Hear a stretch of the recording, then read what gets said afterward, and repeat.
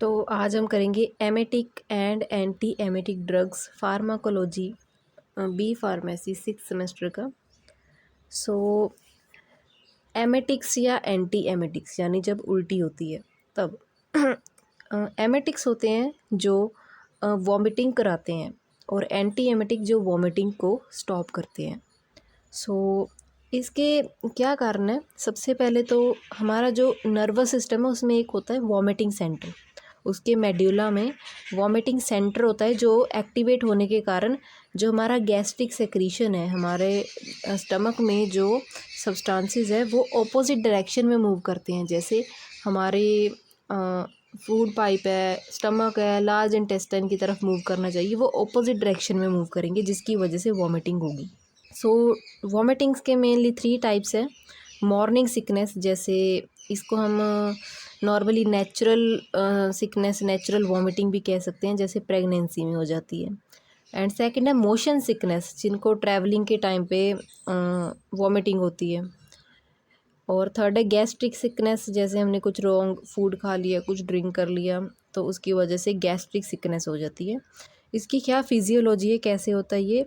जब हमारे ब्रेन में मेनली मेड्यूला में वॉमिटिंग सेंटर एक्टिवेट हो जाता है, उसकी वजह से जो गैस्ट्रिक मटेरियल है, स्टमक में जो मटेरियल है, फूड है, वो ऑपोजिट डायरेक्शन में फ़्लो करता है, उसकी वजह से हमें वॉमिटिंग होती है। सो ये सेंटर एक्टिवेट होता क्यों है? इसके बहुत सारे कारण हैं। हमारा जो ब्रेन है उसमें सेरिबेलम पार्ट में CTZ एक जोन होती है। CTZ को कीमोटैक्टिक जोन भी कह सकते हैं या कीमो रिसेप्टर ट्रिगर जोन भी बोल सकते हैं। इसके एक्टिवेट होने से वॉमिटिंग सेंटर एक्टिवेट हो जाता है। और सेरिबेलम में एक और NTS न्यूक्लियस ट्रैक्टस सैलिटोरियस एक्टिवेट होता है। NTS एक्टिवेट होने के कारण भी ये वॉमिटिंग सेंटर को स्टिमुलेट कर देगा। इसके एक्टिवेट होने के बाद वॉमिटिंग सेंटर एक्टिवेट हो जाएगा। इसके बहुत सारे कॉज हैं, जैसे जो CTZ है, कीमो रिसेप्टर ट्रिगर जोन, इसमें मेनली 6 रिसेप्टर पाए जाते हैं। H1 हिस्टामिनिक, D2 जैसे dopaminic, 5HT cholinergic, neurokinin receptor, opioid receptor.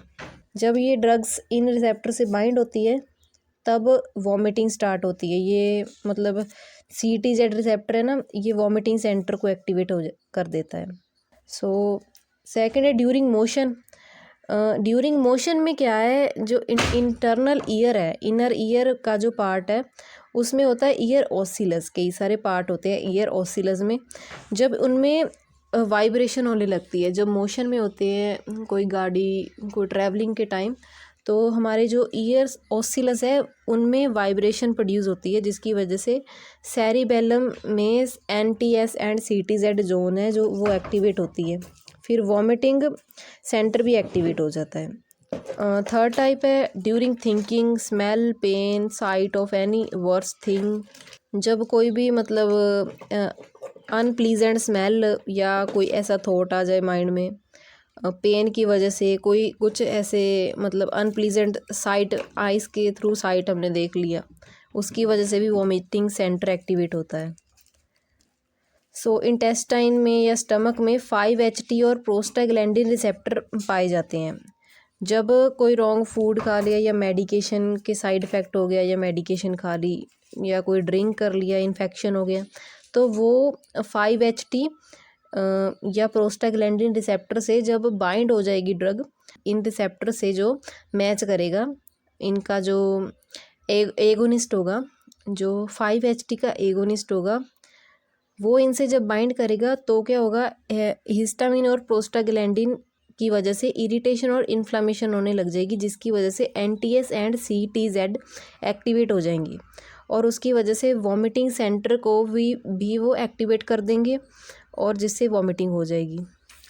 In blood vessels में जो red blood cell and platelet है उनमें भी 5HT रिसेप्टर पाए जाते हैं।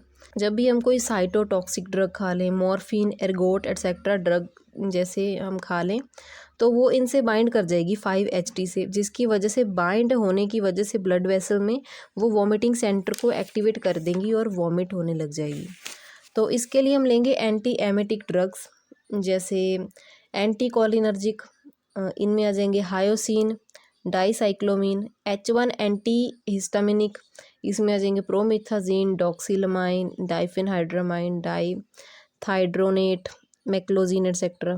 थर्ड में आ जाएंगे neuroleptic, chlorpromazine, triflupromazine, prochlorpromazine etcetera. Prokinetic drugs, ये गैस्ट्रिक मूवमेंट को इंक्रीज़ करती हैं, जैसे metoclopramide, domperidone, cisapride, mosapride, itopride etcetera. Fifth है 5-HT3 एंटागोनिस्ट, 5-HT3 एंटागोनिस्ट, इसमें आ जाएंगे ondansetron, granisetron, ramosetron etcetera.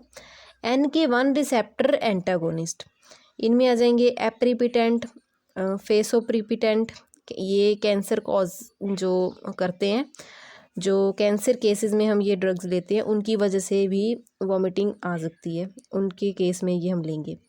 Adjuvant एंटीएमेटिक्स, इनमें आ जाएंगे BZD, जिन्हें हम बेंजोडाइज़ेपिन बोलते हैं, नेलिसोन एटसेट्रा। तो एक छोटा सा टॉपिक है एमेटिक्स, ये पार्ट 2 में होगा। If you like the lecture, then subscribe, like, share and comment it.